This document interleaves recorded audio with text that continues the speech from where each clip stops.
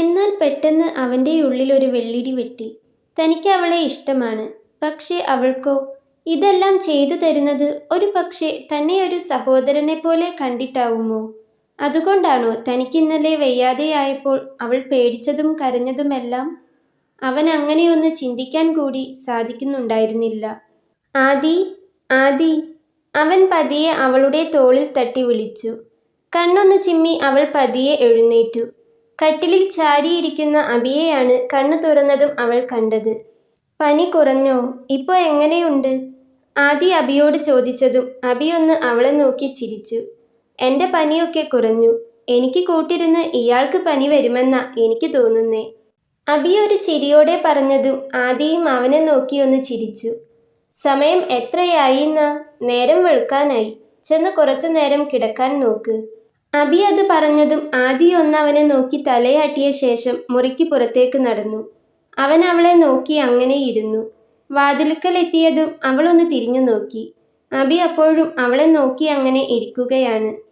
എന്തെങ്കിലും ആവശ്യമുണ്ടെങ്കിൽ വിളിക്കണേ, അവൾ പറഞ്ഞതും അബി ഒരു ചിരിയോടെ തന്നെ തലയാട്ടി. അവൾ വാതിൽ കടന്നു പോയതും അബി പതിയെ കട്ടിലിലേക്ക് ഇറങ്ങിക്കിടന്നു. അവളോടുള്ള സ്നേഹം കൊണ്ട് മനസ്സൊരു ഭാഗത്ത് സന്തോഷം കൊണ്ട് നിറയുമ്പോൾ മറുഭാഗം അവൾ തന്നെ എങ്ങനെയാകും കാണുന്നത് എന്ന ചിന്തയിൽ ഭാരപ്പെട്ടു. ക്ഷീണം കൊണ്ടാകണം അബിയുടെ കണ്ണുകൾ വീണ്ടും ഉറക്കത്തിലേക്ക് വീണു. ആദ്യ മുറിയിലേക്ക് വരുമ്പോൾ സീതാമ്മ നല്ല ഉറക്കത്തിലാണ്. അവൾ അലമാരയ്ക്ക് പിറകിൽ നിന്നും പായയെടുത്ത് നിലത്ത് വിരിച്ച് പതിയെ അതിലേക്ക് കിടന്നു. രാത്രി മൊത്തം ഒരേ ഇരിപ്പ് ഇരുന്നതുകൊണ്ടാകണം നീണ്ടു നിവർന്നു കിടന്നപ്പോൾ തന്നെ അവൾക്ക് വല്ലാത്ത സുഖം തോന്നി. ആ സുഖത്തിൽ അവളുടെ കണ്ണുകളും പതിയെ അടഞ്ഞു. അബി കണ്ണു തുറക്കുമ്പോൾ നേരം നന്നേ വെളുത്തിട്ടുണ്ട്. ജനൽ ചില്ലിലൂടെ സൂര്യന്റെ വെട്ടം അകത്തേക്ക് വരുന്നുണ്ട്. അവൻ അല്പനേരം അങ്ങനെ കിടന്ന ശേഷം പിന്നെ മെല്ലെ എഴുന്നേറ്റിരുന്നു. പുലർച്ചയ്ക്ക് എഴുന്നേറ്റപ്പോൾ നന്നായൊന്ന് വിയർത്തിരുന്നു. അതുകൊണ്ടാകണം അപ്പോൾ കുറച്ചൊരു സമാധാനം തോന്നിയത്. പക്ഷേ ഇപ്പോൾ വീണ്ടും തളർന്നു പോകുന്നത് പോലെ. ഇന്നലെ വൈകിട്ട് വന്ന ശേഷം അമ്മയെ കണ്ടിട്ടില്ല. എവിടെയെങ്കിലും ഒന്ന് കിടന്നാൽ മതിയെന്ന അവസ്ഥയിലാണ് വീട്ടിലേക്ക് വന്നത്. അത്രയും വയ്യാതെയായിരുന്നു. അതുകൊണ്ട് തന്നെ അമ്മയെ ചെന്നു നോക്കാനൊന്നും പറ്റിയില്ല. അവൻ പതിയെ എഴുന്നേറ്റ് സീതാമ്മയുടെ മുറിയിലേക്ക് നടന്നു. സീതാമ്മ എഴുന്നേറ്റ് ഇരിക്കുന്നുണ്ട്. അവൻ പതിയെ അവർക്കരികിലേക്ക് ചെന്ന് ആ കസേരയിലിരുന്നു. സീതാമ്മ അവനെ തന്നെ ഒന്ന് നോക്കി. ഒരൊറ്റ ദിവസം കൊണ്ട് അവനാകെ ക്ഷീണിച്ച് കോലം കെട്ടതുപോലെ സീതാമ്മയ്ക്ക് തോന്നി. എന്തൊരു കോലമാടാ ഇത്! വെച്ചോണ്ടിരിക്കണ്ട, എന്തേലും കഴിച്ചിട്ട് ഡോക്ടറെ പോയി കാണിക്കാൻ നോക്ക്. അബിയുടെ മുടിയൊന്ന് ഒതുക്കി വെച്ചുകൊണ്ട് സീതാമ്മ പറഞ്ഞു. അവനൊന്ന് പതിയെ മൂളി. നന്നായി കുളിരുന്നുണ്ടായിരുന്നു അവന്. പണ്ട് ചെറുതാവുമ്പോൾ അമ്മയോട് ചേർന്നു കിടക്കുന്നത് പോലെ വീണ്ടും കിടക്കാൻ അവന് വല്ലാത്ത കൊതി തോന്നി. കുറച്ചു മുൻപ് കൂടി ഞാൻ അവളെ പറഞ്ഞു വിട്ടിരുന്നു, നീ എഴുന്നേറ്റോന്ന് നോക്കാൻ. അവള് പറഞ്ഞു നല്ല ഉറക്കാണെന്ന്. മരുന്നും കാപ്പിയൊക്കെ തന്നെന്ന് അവള് പറഞ്ഞു. നിന്നെ ഒന്ന് വന്നു നോക്കാൻ പറ്റാഞ്ഞിട്ട് എനിക്കെന്തോ പോലെയായിരുന്നു. മരുന്നും കാപ്പിയുമൊക്കെ അവൾ തന്നിരുന്നു. അത് പറയുമ്പോൾ അവൻ്റെ ഉള്ളിൽ നിറഞ്ഞു വന്നത് നെറ്റിയിൽ തുണി നനച്ചിട്ടും ചൂട് കുറഞ്ഞോ എന്ന് നോക്കിയും ഉറങ്ങാതെ തനിക്കരികിൽ കൂട്ടിരുന്നവളെയാണ്.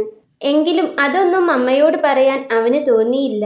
അവൻ അതെല്ലാം അവൻ്റെ ഹൃദയത്തിലൊരു കോണിൽ സൂക്ഷിച്ചു വെച്ചു. എപ്പോഴാ പോകുന്നേ? വെയില് ചൂട് പിടിക്കുന്നതിൻ്റെ മുൻപേ പോയി വരാൻ നോക്ക്. സീതാമ്മ പറഞ്ഞതും അവനൊന്ന് മൂളി. ഒറ്റയ്ക്ക് പോകണ്ട, സത്യേട്ടനെ ഒന്ന് വിളിച്ചു നോക്ക്. ഒറ്റയ്ക്ക് പോയാൽ എനിക്കൊരു സമാധാനവും ഉണ്ടാവില്ല. അതിനു മാത്രം ഒന്നുമില്ല അമ്മേ. സത്യേട്ടനെ വെറുതെ ബുദ്ധിമുട്ടിക്കേണ്ട. ഞാനൊന്ന് പോയിട്ട് വേഗം വരാം. അബി പറഞ്ഞതും സീതാമ്മ അവനെ ഒന്ന് നോക്കി പേടിപ്പിച്ചു. അതിനു മാത്രം ഒന്നുമില്ലെന്ന് നീ പറഞ്ഞാൽ മതിയോ? അവൾ പറഞ്ഞല്ലോ ഇന്നലെ നല്ല പനിയായിരുന്നുവെന്ന്.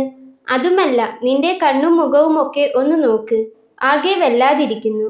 എവിടെയെങ്കിലും വീണുപോയാൽ ആരെങ്കിലും അറിയോ? കൂട്ടിന് ഒരാളുള്ളത് ഒരു ധൈര്യ. സീതാമ്മ പറഞ്ഞതും അവൻ മനസ്സില്ലാ മനസ്സോടെ സത്യേട്ടനെ വിളിച്ചു നോക്കാമെന്ന് മൂളി. എന്നാൽ പിന്നെ ഇപ്പോൾ തന്നെ വിളിച്ചു നോക്ക്. എൻ്റെ ഫോൺ വേണോ? വേണ്ട, ഞാൻ എൻ്റെ ഫോണിൽ നിന്ന് വിളിച്ചോളാം. അതും പറഞ്ഞ് അവൻ പതിയെ എഴുന്നേറ്റ് അവൻ്റെ മുറിയിലേക്ക് നടന്നു. സത്യേട്ടനെ ബുദ്ധിമുട്ടിക്കാൻ അവൻ ഒട്ടും താല്പര്യമുണ്ടായിരുന്നില്ല. എങ്കിലും അമ്മയെ വെറുതെ ടെൻഷൻ അടിപ്പിക്കേണ്ടെന്ന് കരുതി അവൻ സത്യേട്ടനെ വിളിച്ചു. സത്യേട്ടനെ വിളിച്ചപ്പോൾ സത്യേട്ടൻ നാട്ടിലില്ല, എന്തോ ആവശ്യത്തിന് സത്യേട്ടൻ്റെ അമ്മ വീട് വരെ പോയിരിക്കുകയാണെന്ന് പറഞ്ഞു. എന്തേ രാവിലെ തന്നെ വിളിച്ചതെന്ന് ചോദിച്ചതിന് ഒന്നുമില്ല, ചുമ്മാ വിളിച്ചു നോക്കിയതാണെന്നേ അഭി പറഞ്ഞുള്ളൂ.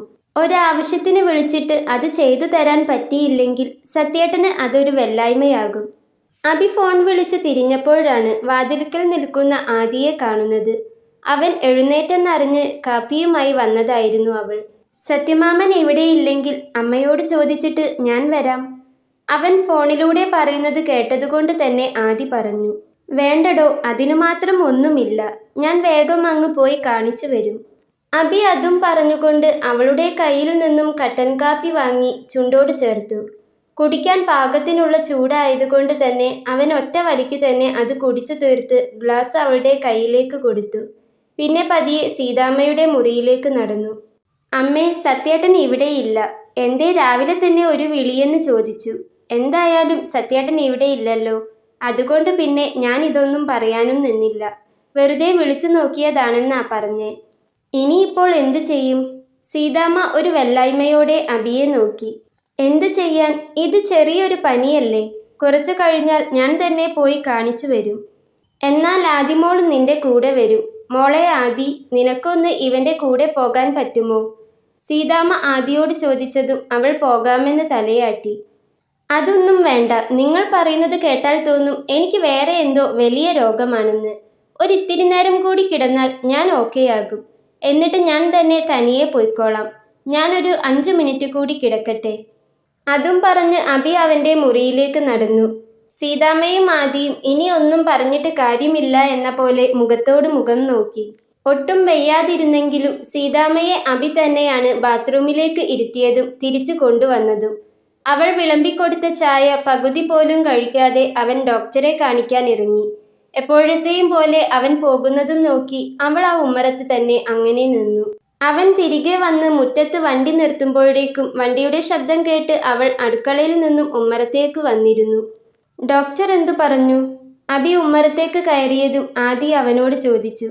അത് ചോദിക്കുമ്പോൾ അവളുടെ കണ്ണുകളിൽ തന്നെക്കുറിച്ചുള്ള ആദി നിറഞ്ഞു നിൽക്കുന്നത് അഭി കണ്ടു. അവന്റെ ഹൃദയത്തിൽ ഒരു പുഞ്ചിരി നിറഞ്ഞു. എങ്കിലും ചുണ്ടിലേക്ക് വരുവാൻ അവ മടിച്ചു നിന്നു. മരുന്നുണ്ട്, 2 ദിവസം കഴിച്ചിട്ട് കുറവില്ലേൽ കാണിക്കാൻ പറഞ്ഞു. അതും പറഞ്ഞ് അവൻ നേരെ ചെന്നത് സീതാമ്മയുടെ മുറിയിലേക്കാണ്. ഡോക്ടർ എന്താ പറഞ്ഞേ? തിരക്കുണ്ടായിരുന്നോ? മുറിയിലേക്ക് കയറി വന്ന അവനെ കണ്ടതും സീതാമ്മ ചോദിച്ചു. തിരക്ക് കുറവാ, പേടിക്കാനൊന്നുമില്ല. 2 ദിവസം കഴിച്ചിട്ട് കുറവില്ലേൽ കാണിക്കാൻ പറഞ്ഞു.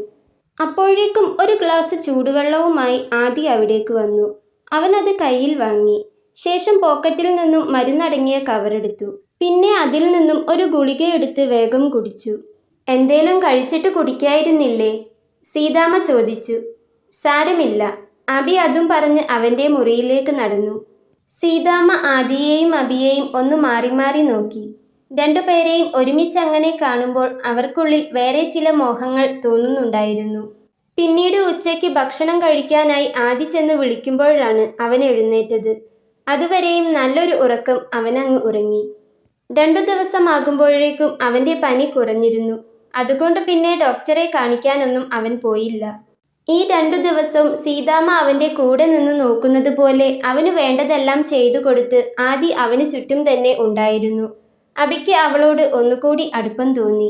അവളെ എന്നും തൻ്റേത് മാത്രമായി കിട്ടിയിരുന്നെങ്കിൽ എന്ന് അവന്റെ ഹൃദയം വല്ലാതെ ആശിച്ചു. 2 ദിവസം കഴിഞ്ഞതും അഭി ജോലിക്ക് പോയി തുടങ്ങി. ഉച്ചക്കത്തേക്കുള്ള ഫുഡും അവൻ കൊണ്ടുപോകുന്നുണ്ട്. അതെല്ലാം ഒരുക്കി അവൾ മേശപ്പുറത്ത് വെക്കും. അത് ബാഗിലേക്ക് എടുത്തു വെക്കേണ്ട പാട് മാത്രമേ അവനുണ്ടായിരുന്നുള്ളൂ. അഭി ഉമ്മറത്തേക്ക് ചെന്നതും അവന് പിന്നാലെ അവളും ചെന്നു. പോയിട്ട് വരാമെന്ന് അവൻ കണ്ണുകൊണ്ട് യാത്ര പറയുമ്പോൾ അവളും പതിയെ തലയാട്ടി.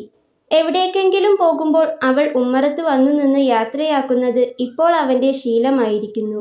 അവന്റെ വണ്ടി ആ ഇടവഴി കടന്നു പോകുന്നതുവരെ അവൾ ഉമ്മറത്ത് തന്നെ അങ്ങനെ നിന്നു.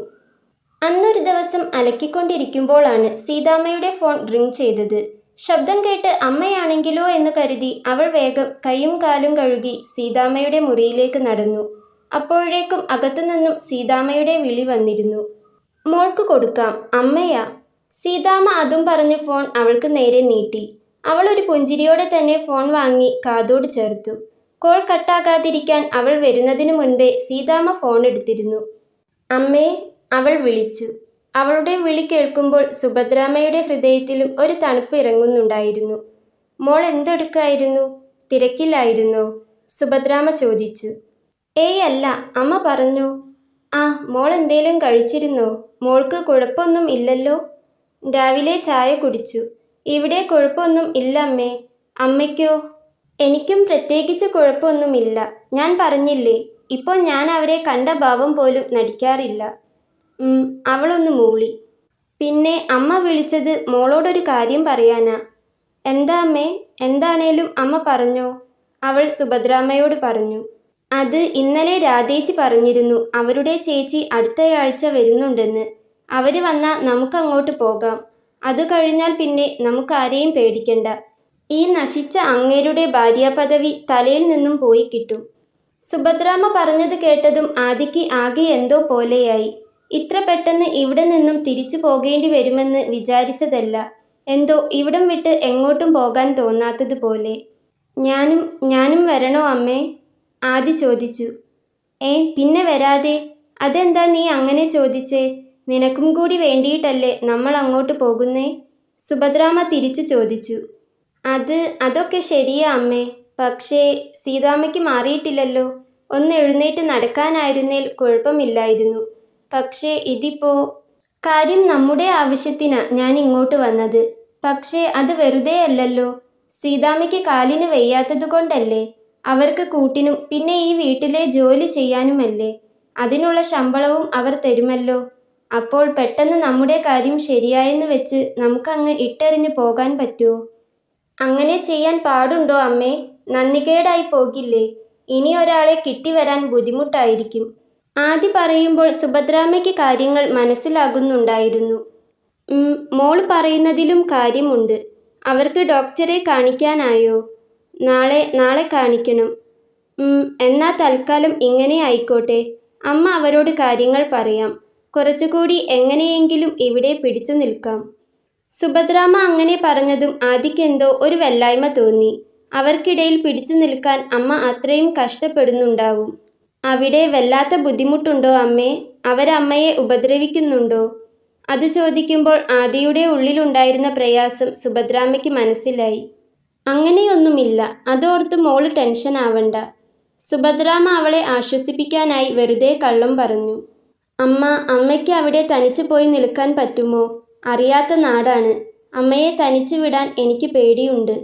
എനിക്ക് എൻ്റെ കാര്യം ഓർത്തല്ല, മോളെക്കുറിച്ച് ഓർത്താ പേടി. നിന്നെ ഇവിടെ തനിച്ചു നിർത്തിപ്പോയാൽ എനിക്കൊരു സമാധാനവും കിട്ടില്ല. കുറച്ചു നേരം കൂടി അവരുടെ സംസാരം നീണ്ടുപോയി. ആദി ഫോൺ വെച്ചു കഴിഞ്ഞ ശേഷം സീതാമ്മയ്ക്കരികിലേക്ക് വന്ന് ഫോൺ കൊടുത്തു. അമ്മ എന്തു പറഞ്ഞു? സീതാമ്മ ചോദിച്ചു. അത് ഞാൻ പറഞ്ഞിട്ടില്ലേ, ഒരു രാധേച്ചിയെക്കുറിച്ച്. ബാംഗ്ലൂരിലുള്ള അവരുടെ ചേച്ചി തിരിച്ചു വന്നിട്ടുണ്ട്. ആദി അത് പറഞ്ഞതും സീതാമ്മയുടെ മുഖമൊന്ന് വാടി. ആദി പറഞ്ഞറിഞ്ഞ് കാര്യങ്ങളൊക്കെ സീതാമ്മയ്ക്കറിയാം. അവർ തിരിച്ചു വന്നാൽ ആദിയും അമ്മയും ബാംഗ്ലൂരിലേക്ക് താമസം മാറാനാണ് വിചാരിച്ചിരിക്കുന്നതെന്ന് സീതാമ്മയ്ക്ക് ആദ്യമേ അറിയുന്നതാണ്. അതുകൊണ്ട് തന്നെ അവൾ തിരിച്ചു പോകാൻ പോവുകയാണോ എന്നൊരു ആശങ്കയും അവർക്കുള്ളിൽ നിറഞ്ഞു വന്നിരുന്നു. അവൾ പോവുകയാണെന്ന് പറഞ്ഞാൽ തടയാൻ സീതാമ്മയ്ക്കാവില്ല. കാരണം അവൾക്കിവിടെ ആ ദുഷ്ടന്മാരുടെ കൂടെ എല്ലാം സഹിച്ച് നിൽക്കാനാവില്ലെന്ന് അവർക്ക് നന്നായിട്ടറിയാം. സീതാമ്മ ആദിയെ ഒന്ന് നോക്കി. അവരുടെ ആ നോട്ടത്തിൻ്റെ അർത്ഥം മനസ്സിലാക്കിയിട്ടെന്ന പോലെ ആദി സീതാമ്മയെ നോക്കി ഒന്ന് പുഞ്ചിരിച്ചു. സീതാമ്മ പേടിക്കേണ്ട, ഞാനിപ്പോൾ എങ്ങോട്ടും പോകുന്നില്ല. സീതാമ്മയ്ക്ക് മാറാതെ, ശരിക്കും ഒന്ന് എഴുന്നേറ്റ് നടക്കാൻ പോലും ആകാതെ എനിക്ക് അങ്ങനെ പോകാൻ പറ്റുമോ? ഞാൻ അമ്മയോട് പറഞ്ഞിട്ടുണ്ട്. കാര്യങ്ങൾ പറഞ്ഞപ്പോൾ അമ്മയ്ക്കും മനസ്സിലായി. ഇപ്പോൾ തൽക്കാലം ഇങ്ങനെ തന്നെ കാര്യങ്ങൾ പോട്ടെ എന്ന അമ്മ പറയുന്നേ. പക്ഷേ എനിക്ക് അമ്മയെ ഓർത്താ പേടി. അവിടെ നിന്നും ഒന്ന് രക്ഷപ്പെടാൻ വേണ്ടി അമ്മ കാത്തിരിക്കുകയായിരുന്നു. ഇപ്പോൾ ഞാൻ കാരണം അതും... അവൾ പാതിയിൽ പറഞ്ഞു നിർത്തി. അവൾ ഇപ്പോഴൊന്നും തിരിച്ചു പോകുന്നില്ലെന്ന് കേട്ടപ്പോൾ സീതാമ്മയുടെ മുഖം തെളിഞ്ഞു. എങ്കിലും അവളുടെ അമ്മയെക്കുറിച്ച് ഓർക്കുമ്പോൾ അവർക്കും എന്തോ ഒരു വല്ലായ്മ തോന്നി. അങ്ങനെയെങ്കിൽ അമ്മയോട് ഇങ്ങോട്ട് വരാൻ പറ. ഇവിടെ ഇപ്പോൾ ആരാ ഉള്ളത്? ഞാനും അവനുമല്ലേ. കുറ്റം പറയാനും മുഖം കറുപ്പിക്കാനും ഒന്നും ആരും വരില്ല. സീതാമ്മ അത് പറഞ്ഞതും ആദി അവരെ നോക്കി ഒന്ന് പുഞ്ചിരിച്ചു. അവരുടെ നല്ല മനസ്സുകൊണ്ടാണ് അങ്ങനെയൊക്കെ പറയുന്നത് എന്ന് അവൾക്കറിയാമായിരുന്നു. എങ്കിലും അവൾക്കത് നിരസിക്കാനേ ആകുമായിരുന്നുള്ളൂ. വെറും 1 മാസത്തെ പരിചയം മാത്രമേയുള്ളൂ. എങ്കിലും ഹൃദയം കൊണ്ട് വല്ലാത്തൊരു അടുപ്പം തോന്നുന്നുണ്ട് എന്നു കരുതി അമ്മയെക്കൂടി ഇവിടേക്ക് കൊണ്ടുവരാൻ തോന്നുന്നില്ല. നാളെ ഒരു കാലത്ത് ഒട്ടകത്തിന് സ്ഥലം കൊടുത്തതുപോലെ ആയിപ്പോയി എന്ന് അവർക്ക് തന്നെ ചിലപ്പോൾ തോന്നിയേക്കാം. അറിഞ്ഞുകൊണ്ട് ആരെയും ബുദ്ധിമുട്ടിക്കാൻ വയ്യ. മോളൊന്നും പറഞ്ഞില്ല? അവൾ ഒന്നും പറയാതെ നിൽക്കുന്നത് കണ്ട് സീതാമ്മ ചോദിച്ചു. വേണ്ട സീതാമ്മേ, അതൊന്നും ശരിയാവില്ല. ഇപ്പോൾ തന്നെ സീതാമ്മയുടെ ഫോണിലേക്കാണ് അമ്മ വിളിക്കുന്നേ മുഴുവൻ. സീതാമ്മയ്ക്ക് അതൊരു ബുദ്ധിമുട്ട് അല്ലെങ്കിലും എനിക്ക് അതിൽ വല്ലാത്ത മനപ്രയാസമുണ്ട്. എൻ്റെ ഫോൺ കൊണ്ടുവന്നിരുന്നെങ്കിൽ അത് നോക്കി ഞാൻ എവിടെയുണ്ടെന്ന് അവർ മനസ്സിലാക്കിയേനെ. അതുകൊണ്ടാണ് ഞാൻ. അവൾ അത് പറഞ്ഞതും സീതാമ്മയുടെ മുഖം ചുളിഞ്ഞു. നീ ഇതെല്ലാം മനസ്സിൽ വെച്ചിരിക്കുകയാണോ മോളെ? ഞാൻ അങ്ങനെ ഒരു കാര്യം ചിന്തിച്ചിട്ട് പോലുമില്ല. എനിക്കതൊന്നും ഒരു ബുദ്ധിമുട്ടല്ല. സീതാമ്മ ചോദിച്ചു. അല്ല, അങ്ങനെയല്ല. അമ്മയ്ക്ക് അങ്ങനെയാണെന്നല്ല ഞാൻ പറഞ്ഞേ. പക്ഷേ എന്തോ എനിക്ക് അങ്ങനെയൊക്കെ തോന്നുന്നു. അതുകൊണ്ട് വേണ്ട. അമ്മ എങ്ങനെയെങ്കിലും കുറച്ചു ദിവസം കൂടി അവിടെ പിടിച്ചു നിൽക്കും. ഇത്രയും ദിവസം അമ്മ പിടിച്ചു നിന്നില്ലേ? എനിക്ക് വേണ്ടി അമ്മ ഇനിയും പിടിച്ചു നിന്നോളും. അവൾ അത്രയും പറഞ്ഞുകൊണ്ട് മുറിയിൽ നിന്നും പുറത്തേക്ക് നടന്നു. അവൾ പോകുന്നത് നോക്കി സീതാമ്മ അങ്ങനെയാ കട്ടിലിൽ ചാരിക്കിടന്നു. ഞാൻ വിചാരിച്ചു അവൾ പോകാൻ പോവുകയാണെന്ന്. അവളെങ്ങാനും പോകാൻ തയ്യാറായിരുന്നേൽ നമ്മളാകെ പെട്ടുപോയേനെ. അല്ലേടാ മോനെ? എന്നത്തെയും പോലെ ജോലി കഴിഞ്ഞ് സീതാമ്മയ്ക്കരികിൽ വന്നിരുന്നതാണ് അഭി. അപ്പോഴാണ് സീതാമ്മ ഉച്ചയ്ക്ക് നടന്ന കാര്യങ്ങൾ അവനോട് പറഞ്ഞത്. നീ എന്താടാ മോനെ ഒന്നും പറയാത്തേ? സീതാമ്മ അവൻ്റെ കയ്യിൽ തട്ടി വിളിച്ചു. എന്താ ചോദിച്ചേ?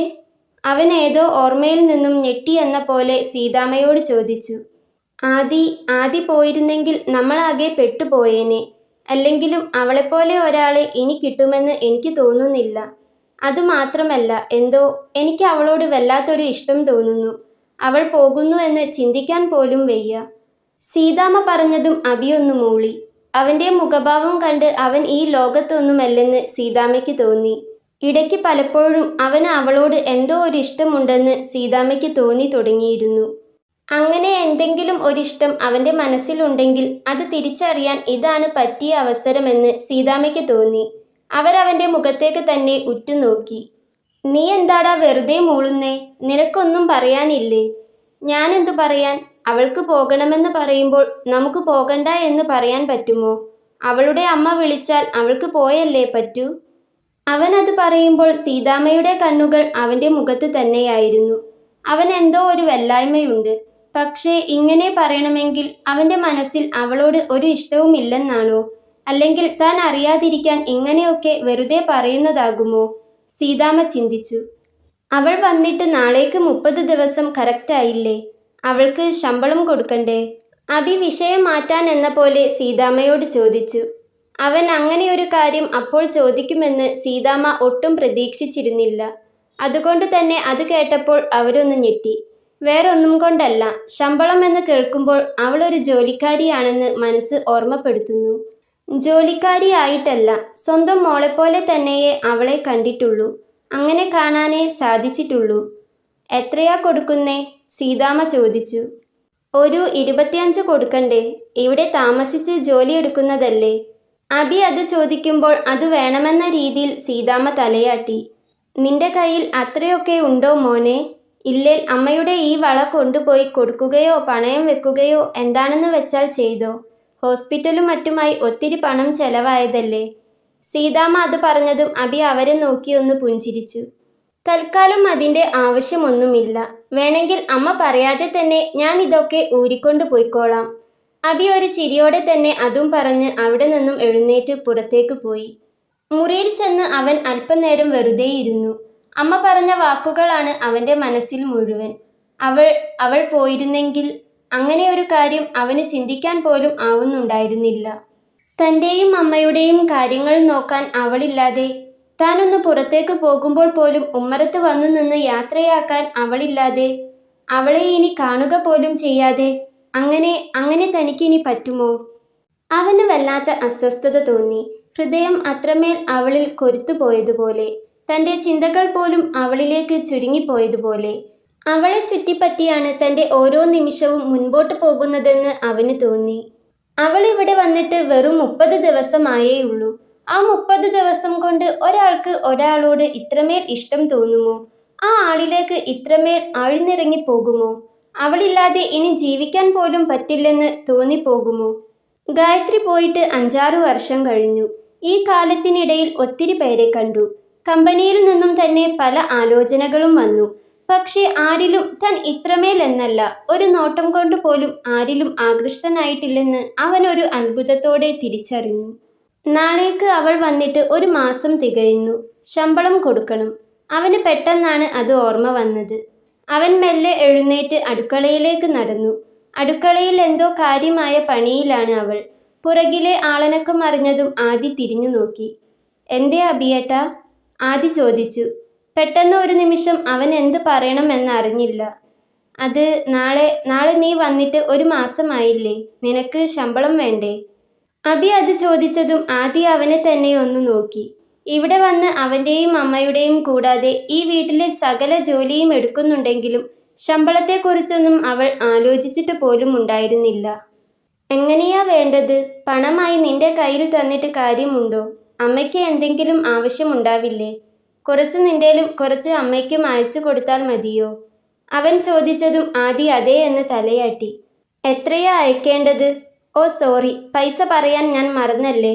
25,000 തരാം. അതിൽ അമ്മയ്ക്ക് എത്രയാ അയക്കേണ്ടത് എന്ന് പറഞ്ഞാൽ അത് അയച്ചിട്ട് ബാക്കി നിന്റെ കയ്യിൽ തരാം. അഭി പറയുമ്പോൾ ആദി അവനെ ഒന്ന് മുഖമുയർത്തി നോക്കി. ഒരു ജോലിക്കാരിയോട് സംസാരിക്കുന്നത് പോലെയാണ് അഭിയേട്ടൻ തന്നോട് സംസാരിക്കുന്നതെന്ന് അവൾക്ക് തോന്നി.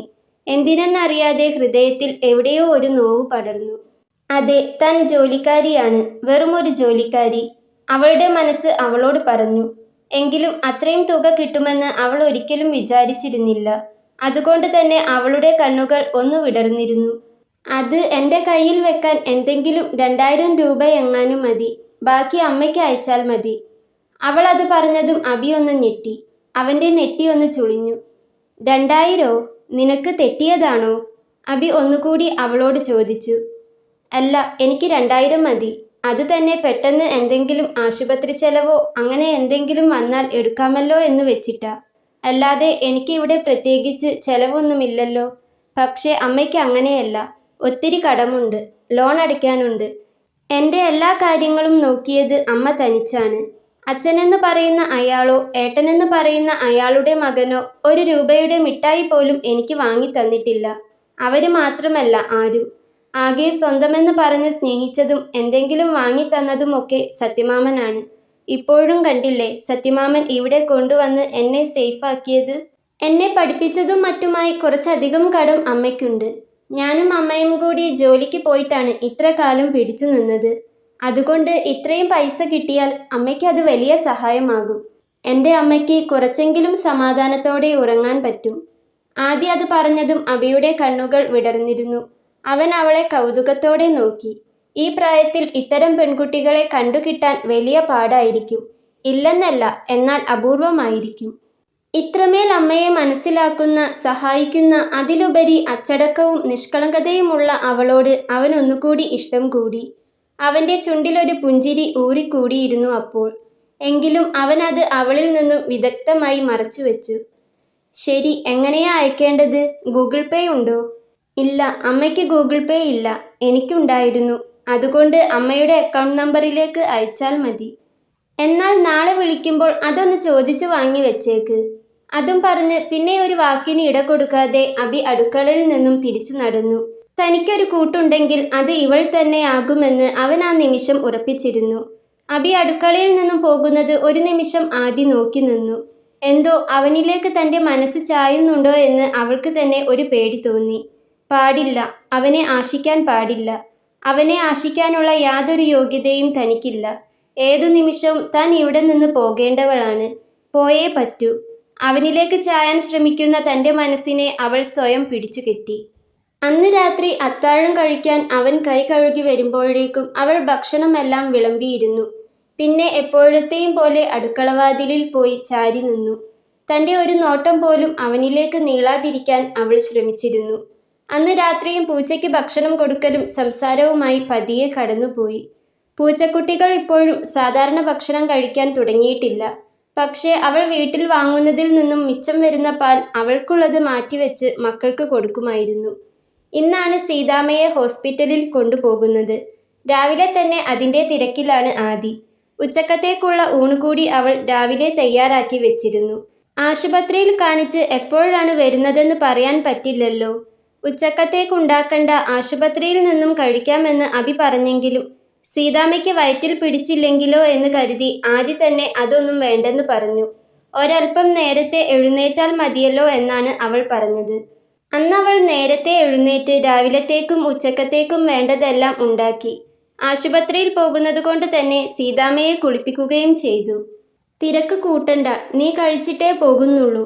ഒരു ദോശ കൂടി കഴിച്ചിട്ട് വാ. സീതാമ്മയും അഭിയും ചായ കുടിച്ചു കഴിഞ്ഞ ശേഷം ഒരു ദോശ എങ്ങാനും വെപ്രാളപ്പെട്ട് കഴിക്കുമ്പോഴാണ് അഭി അവൾക്കരികിലേക്ക് വന്നുകൊണ്ട് അത് പറഞ്ഞത്. അതുകേട്ട് അവൾ അഭിയെ ഒന്ന് നോക്കി. സാവധാനം കഴിച്ചിട്ട് വന്നാൽ മതി, സമയമാകുന്നേയുള്ളൂ.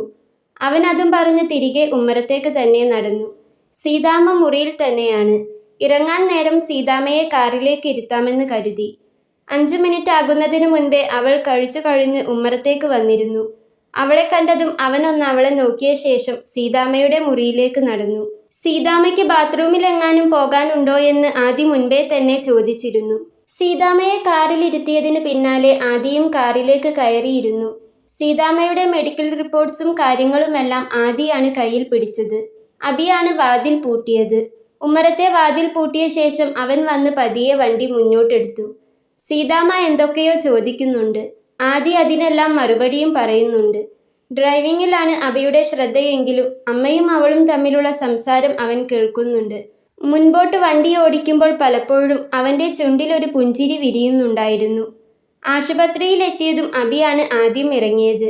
ആദി അകത്തിരുന്നു കൊണ്ട് ചുറ്റുമൊന്ന് കണ്ണോടിച്ചു. അതുവരെ ഇല്ലാതിരുന്നൊരു പേടി അവൾക്കുള്ളിൽ ഉടലെടുത്തു. ദൈവമേ, തന്നെ അറിയുന്ന ആരും ഇവിടെ ഉണ്ടാകരുതേ എന്ന പ്രാർത്ഥനയായിരുന്നു അവൾക്കുള്ളിൽ. അഭി ഒരു വീൽചെയറുമായി അവിടേക്ക് വന്നു. ആദി വേഗം കാറിൽ നിന്നും ഇറങ്ങി.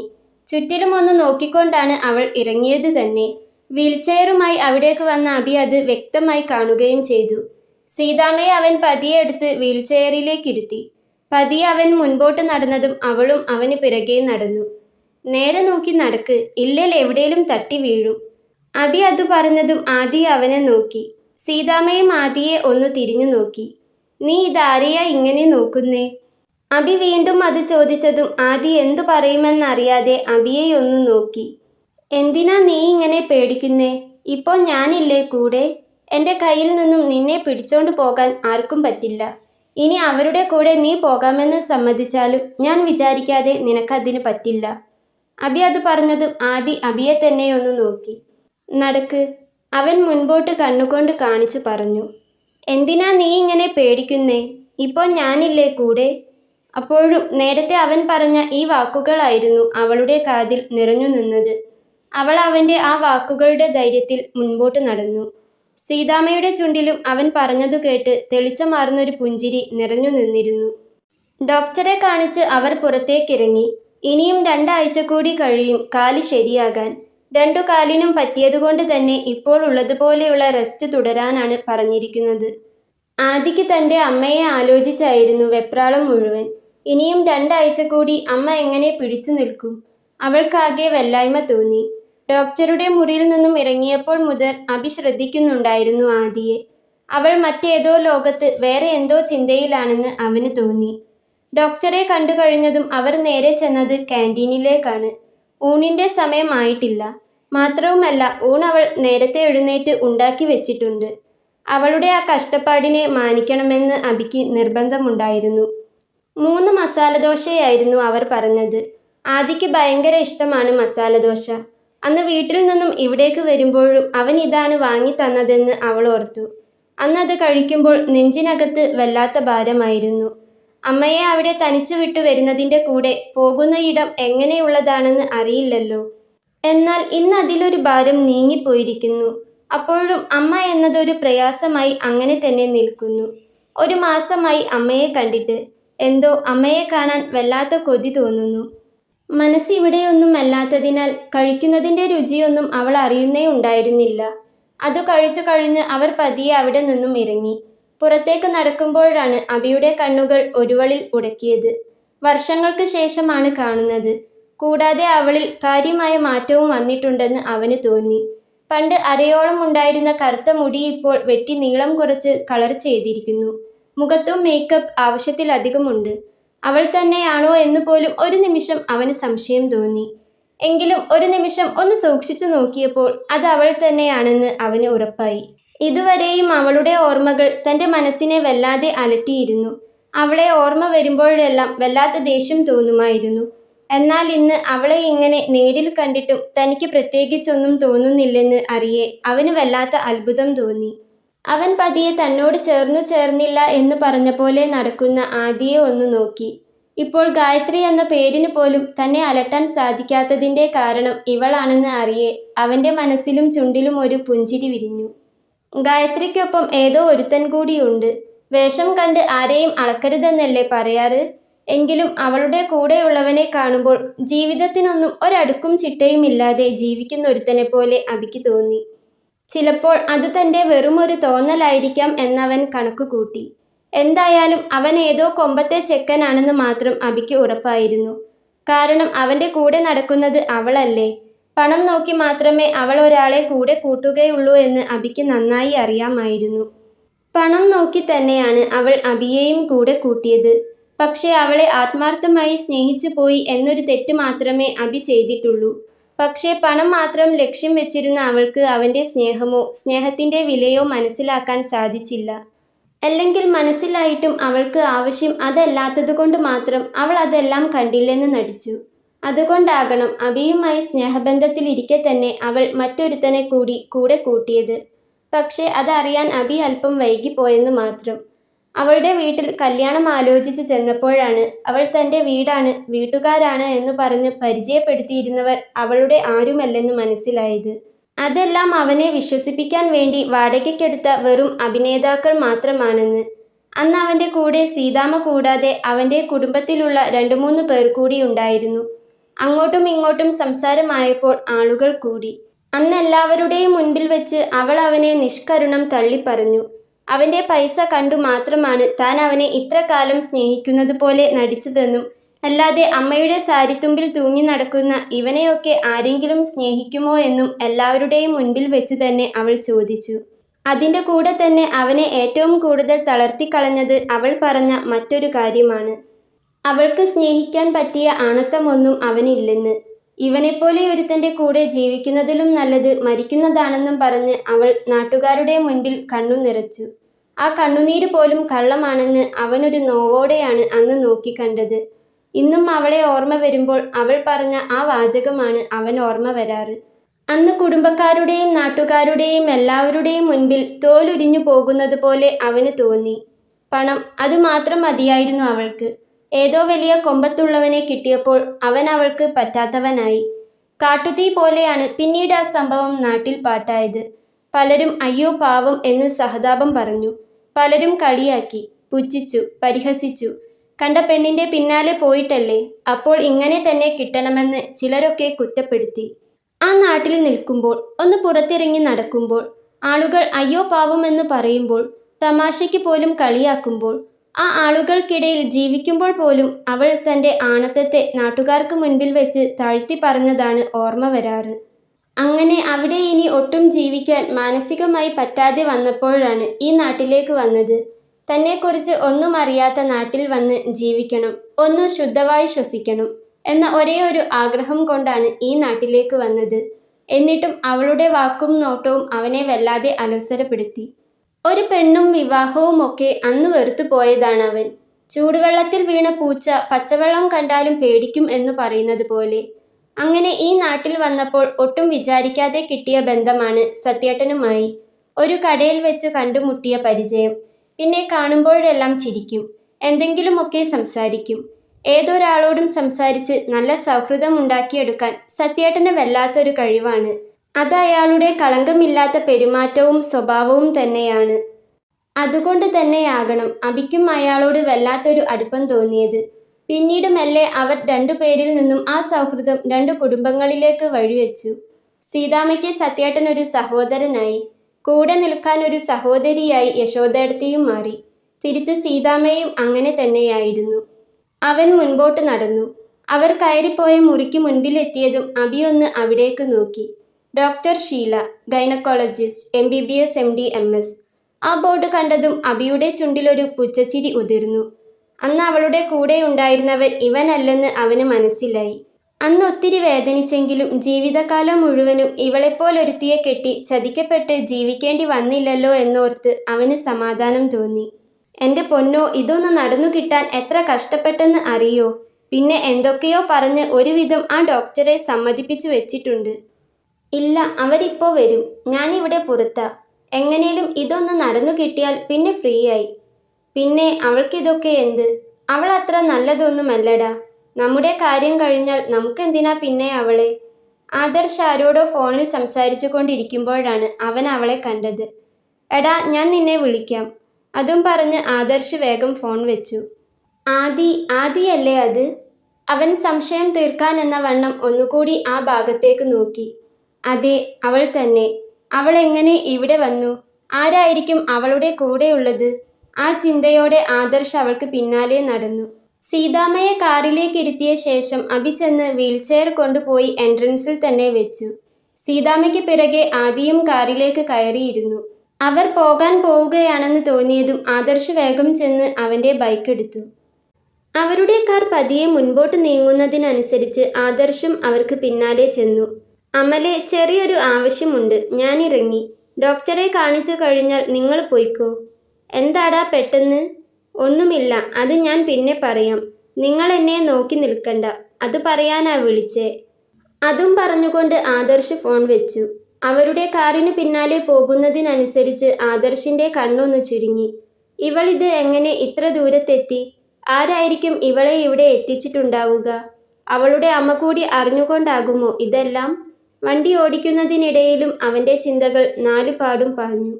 മെയിൻ റോഡിൽ നിന്നും വണ്ടി ഒരു കട്ട് റോഡിലേക്ക് കയറിയതും ആദർശിൻ്റെ നെറ്റി ഒന്ന് ചുളിഞ്ഞു. കുറച്ചുകൂടി മുൻപോട്ട് പോയതും അവൻ്റെ ഉള്ളിൽ ഒരു മുഖം തെളിഞ്ഞു വന്നു. അത് സത്യേട്ടൻ്റേതായിരുന്നു. അവൻ്റെ അണപ്പല്ല് ഞെരിഞ്ഞു. ആദ്യമേ അവന് ഉറപ്പായിരുന്നു അവളുടെ അമ്മ അറിയാതെ അവൾ എവിടെയും പോകില്ലെന്ന്. അതെങ്ങനെയെങ്കിലും കണ്ടെത്തണമെന്ന് വിചാരിച്ചിരിക്കുമ്പോഴാണ് അമലിൻ്റെയും ഗായത്രിയുടെയും വിഷയം വന്നത്. കുറച്ചു കാലം മുൻപേ തന്നെ അവർ തമ്മിൽ ബന്ധമായിരുന്നു. ആ കാര്യത്തിൽ ഒരു തീരുമാനമാക്കിയിട്ട് വേണം ആദിയെ അവന് പിടിച്ചു കെട്ടിച്ചു കൊടുക്കാൻ. അങ്ങനെ ഇരിക്കുമ്പോഴാണ് ഗായത്രി പ്രഗ്നൻ്റ് ആണെന്നറിയുന്നത്.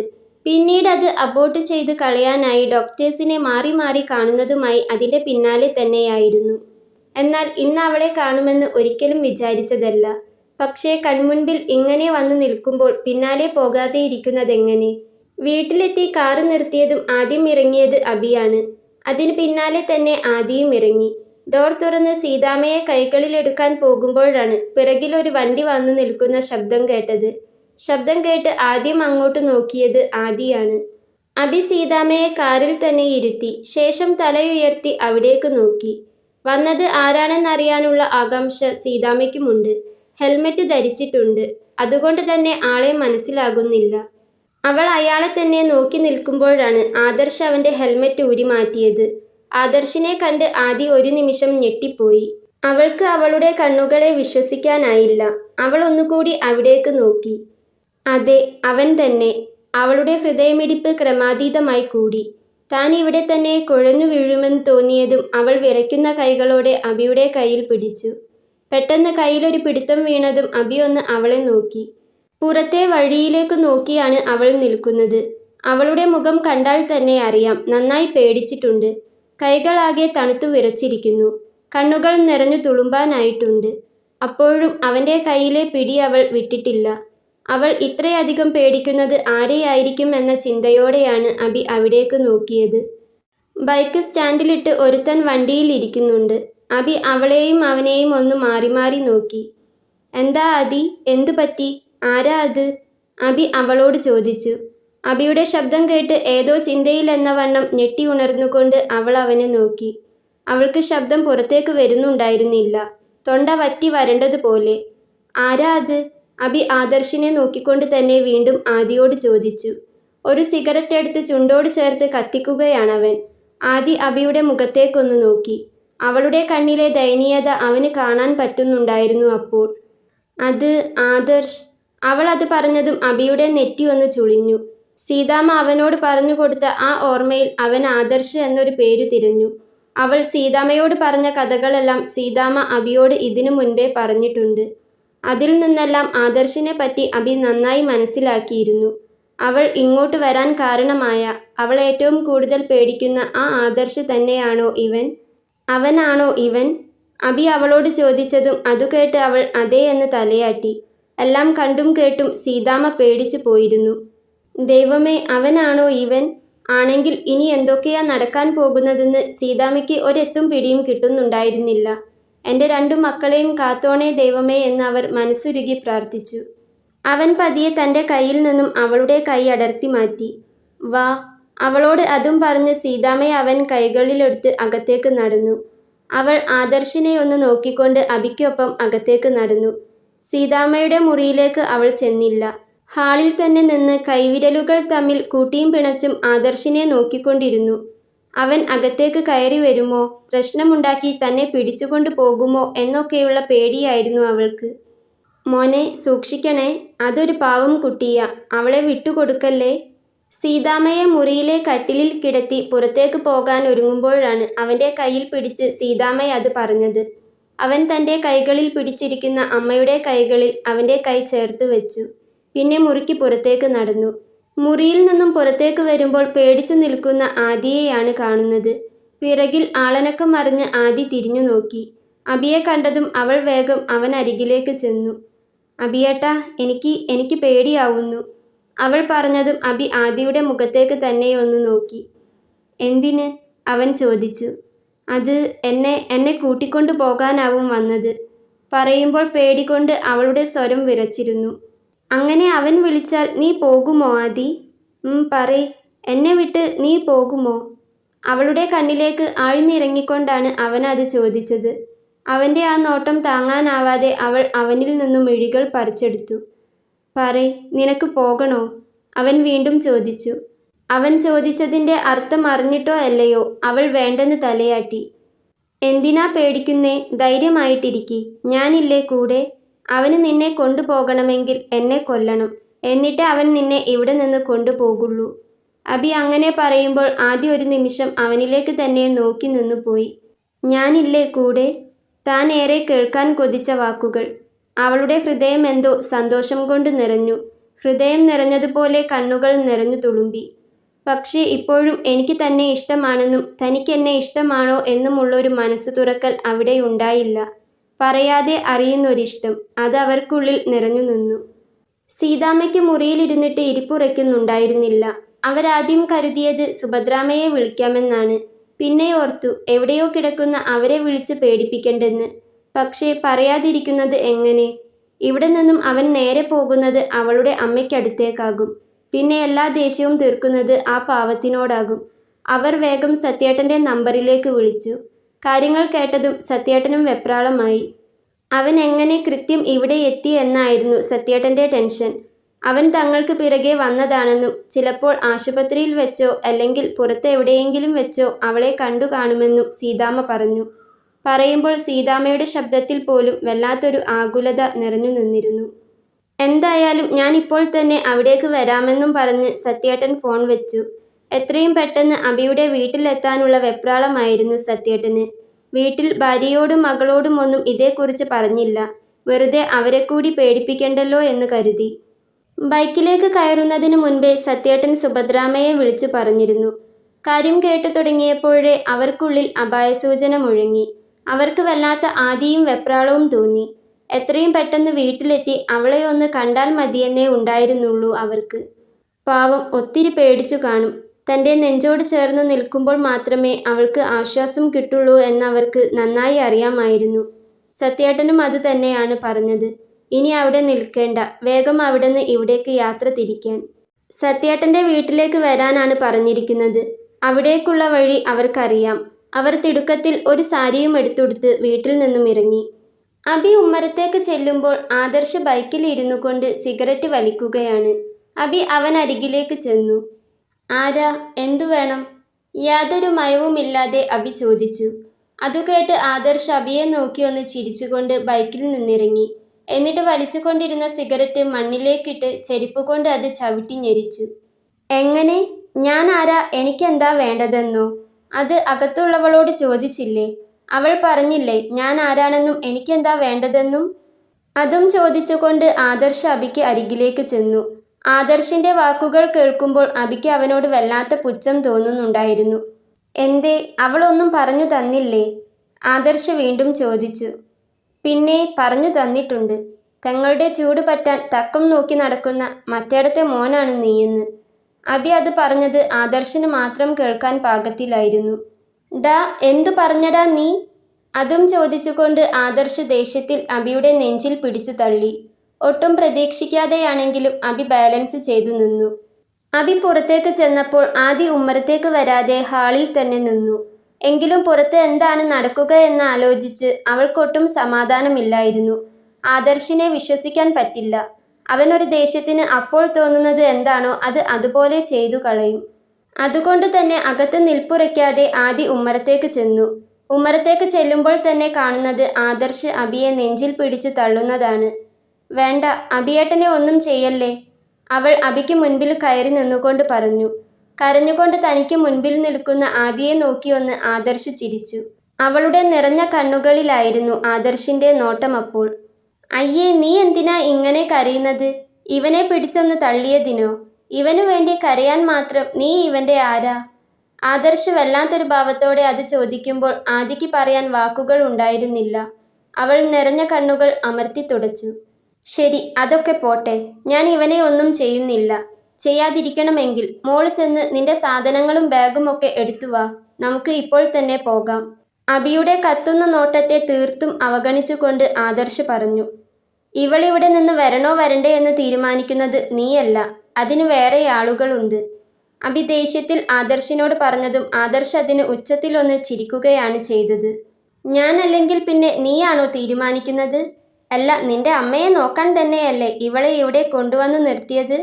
അതല്ലാതെ നിങ്ങൾ തമ്മിൽ വേറെ വല്ല ഏർപ്പാടുമുണ്ടോ? അല്ല, നിന്റെ സംസാരവും ഇവളുടെ കരച്ചിലും കാണുമ്പോൾ അങ്ങനെ തോന്നും. ആദർശ് അത് പറഞ്ഞതും അബി ദേഷ്യത്തിൽ അവനരികിലേക്ക് ചെന്നു.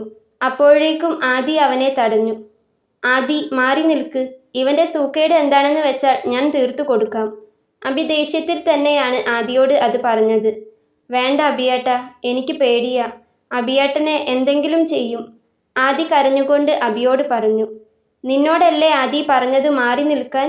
ഇവന്റെ സൂക്കേട് എന്താണെന്ന് എനിക്കറിയാം. ഈ പറഞ്ഞതിന് മുഖം അടച്ചൊന്ന് കൊടുത്തില്ലെങ്കിൽ പിന്നെ ഇവൻ ഈ പറഞ്ഞത് സത്യമായി പോകും.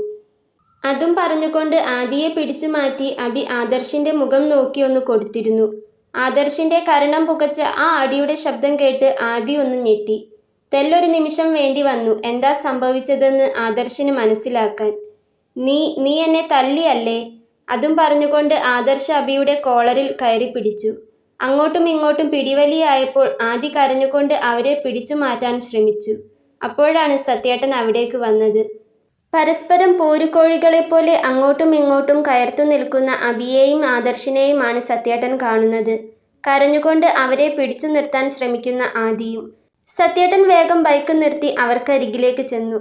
എന്താ ഈ കാണിക്കുന്നേ? മാറി നിൽക്ക്, വെറുതെ നാട്ടുകാരെ കൊണ്ട് ഓരോന്ന് പറയിപ്പിക്കാൻ.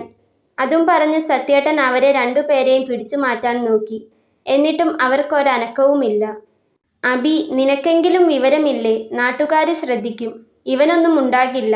നാണക്കേടും കുറച്ചിലും നിനക്കേ ഉണ്ടാകൂ. പറഞ്ഞുകൊണ്ട് അയാൾ ആദർശിനെ പിടിച്ചു മാറ്റി. വിവരവും മാനവും ഉള്ളോണ്ട് തന്നെയാ ഇവനോടൊക്കെ ഇങ്ങനെ പറയുന്നേ. ഇവൻ പറഞ്ഞത് എന്താണെന്ന് സത്യേട്ടൻ അറിയോ? ഇവളിവിടെ വന്നു നിൽക്കുന്നത് അമ്മയെ നോക്കാനല്ല, എൻ്റെ കൂടെ വേറെ ചിലതിനാണെന്ന്. അബി ആദർശിനെ ചുട്ടരിക്കാൻ പാകത്തിൽ നോക്കിക്കൊണ്ട് പറഞ്ഞു. അതുകേട്ട് സത്യേട്ടൻ ആദ്യം നോക്കിയത് ആദിയെയാണ്. കണ്ണും നിറച്ച് തലയും കുനിച്ച് നിൽപ്പുണ്ട്. അയാൾക്ക് അവളോട് വല്ലാത്ത അലിവ് തോന്നി. അബിയെ നോക്കുമ്പോൾ അവൻ അപ്പോഴും ആദർശിനെ തറപ്പിച്ചു നോക്കി നിൽക്കുകയാണ്. ഇവൻ പറഞ്ഞത് സത്യാണോ? നീ ഇവളെയും ഇവനെയും കൂട്ടിച്ചേർത്ത് പറഞ്ഞോ?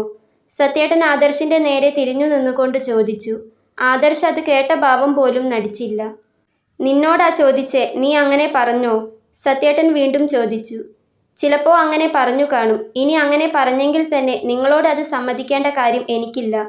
ആദർശ് അത് പറഞ്ഞു നിർത്താൻ നേരമില്ലാതെ സത്യേട്ടന്റെ കൈ അവന്റെ മുഖത്ത് പതിഞ്ഞിരുന്നു.